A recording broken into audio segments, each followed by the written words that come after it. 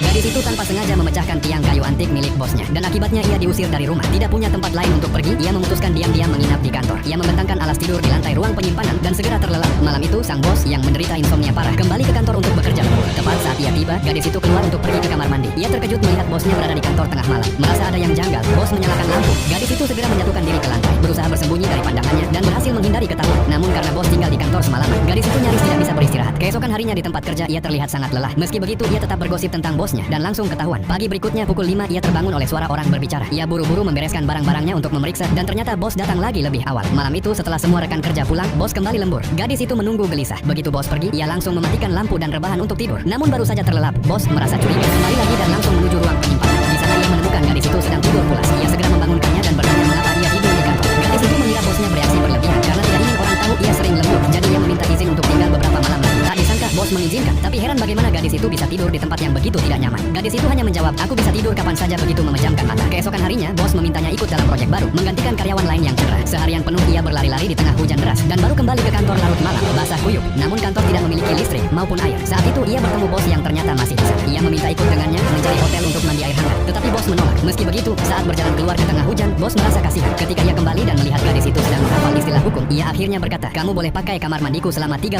menit. Gadis itu pun senang bukan main. Setelah mandi, ia ingin berterima kasih. Ia memutuskan membuatkan bos makanan ringan tengah malam. Namun suara potongan sayuran mengganggu bos. Tak lama nyanyiannya berubah menjadi seperti lagu Nina Bobo. Dan untuk pertama kalinya dalam waktu lama, bos itu tertidur lelap. Keesokan paginya ia terkejut menyadari bisa tidur nyenyak. Saat keluar ia melihat gadis itu tidur di sofa. Gadis itu segera meminta maaf, mengatakan itu tidak disengaja. Bos menatapnya dan bertanya, kamu benar-benar bisa tidur kapan saja dan di mana saja?